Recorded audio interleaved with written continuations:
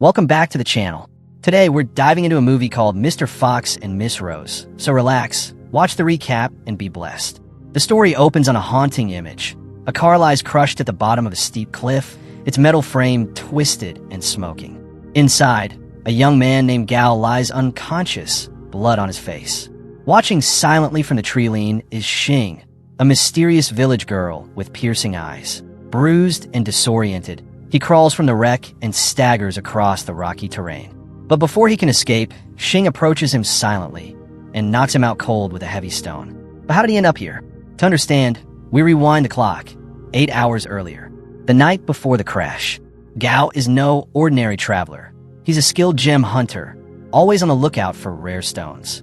He's joined by Xiana, his sharp-tongued dealer, and Qin, his loyal technician. The three meet on a sidewalk late at night, discussing business. But Gao's instincts kick in. He notices two shady men sitting in a car across the street, their eyes locked on him. Hired muscle. He knows trouble when he sees it. Playing it cool, Gao says goodnight to his friends and gets into his own car. As expected, the thugs tail him immediately. Gao pushes the accelerator, weaving through the dark streets in a desperate attempt to lose them. Tires screech, engines roar, and the chase escalates until Gao's car hurtles off the road, tumbling violently down the cliff. Which brings us back to the crash, the village girl, and Gao's nightmare truly beginning. The hidden village. When Gao regains consciousness again, he's no longer by the wreck. He finds himself inside a strange village, primitive, untouched by modern civilization. But there's something odd here. The women rule everything. They hunt, guard the village, and fight, while the men stay home, cook, and care for children. Confused, Gao believes it's all some kind of elaborate prank. Maybe cosplayers, maybe actors. But Xing, who turns out to be the queen of the tribe, quickly makes it clear this is no act. His arrogance and foul mouth earn him a wooden cage as punishment. Over time, Gao realizes he's not in a game or simulation. These people are real. And worse, he can't leave without the queen's permission. Fire, betrayal, and redemption. Desperate to escape, Gao convinces Xing to escort him back to his wrecked car. Searching through the remains, he finds a metal bat. Fooling around, he accidentally knocks Xing unconscious. Seizing the moment, Gao grabs supplies and flees into the woods. But fate has other plans. The wrecked car begins leaking fuel, and within minutes, flames engulf the crash site. Xing is trapped in a fiery ring. Villagers rush to save her, but the blaze grows too intense. From deep in the forest, Gao hears their cries. His conscience won't let him run.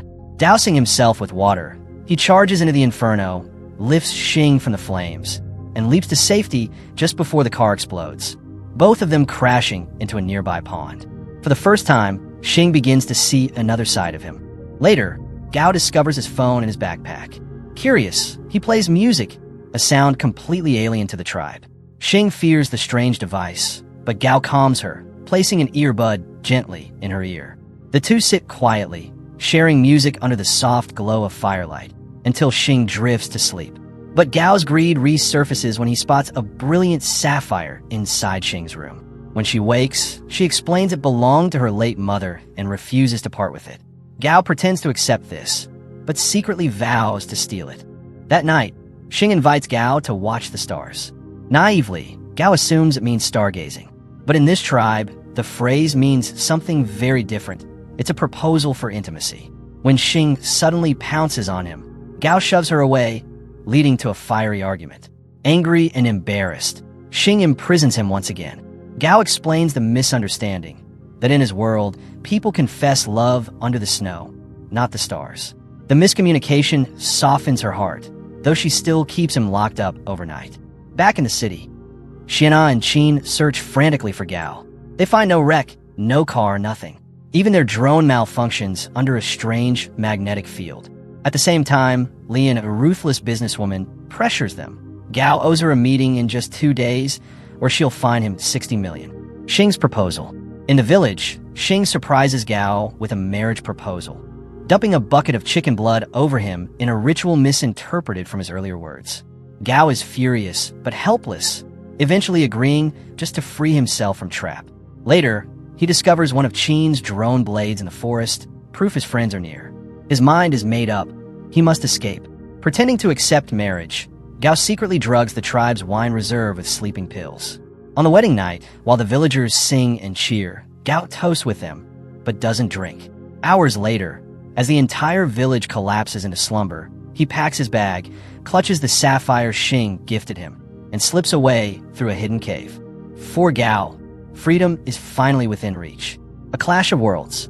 Emerging back into civilization, Gao reconnects with his friends, narrowly escaping Li An's grasp. But his story is far from over, because Xing, heartbroken and betrayed, ventures into the city to find him. Her journey brings her face to face with Yi Tian, a flashy social media astrologer. Fascinated by Xing's strange appearance, he offers her a contract. But Xing has only one mission: find Gao. Through Gao's discarded card, he tracks her to a nursing home where Gao is visiting his uncle. Xing nearly finds him, but Gao hides, torn between guilt and fear. The two almost meet again, almost. Reunion in the rain. Days later, Xing refuses to leave the nursing home, sitting stubbornly in the rain. Gao, overwhelmed with guilt, finally appears. Their reunion is messy. Xing nearly attacks him, but Gao, ever the trickster, convinces her it's bad luck to hit someone in the rain. Surprisingly, she believes him. He brings her to his home, where Xing is introduced to modern life, terrified of televisions, fascinated by food, and causing chaos with her warrior instincts. The clash of two worlds leads to hilarious and emotional moments, but also tension, especially when Xina confronts Gao about the truth. Finally, Xing learns what kind of man Gao really is: selfish, cunning, but also capable of unexpected courage. The story becomes a tug-of-war between Gao's greed and guilt, Xing's love and heartbreak, and a looming threat of outsiders like Li Un and Yi Tian. What began as a car crash spiraled into a tale of survival, betrayal, romance, and the collision of two very different worlds. And for Gao, one question lingers. Is he destined to exploit this secret village? Or will Xing change his heart forever?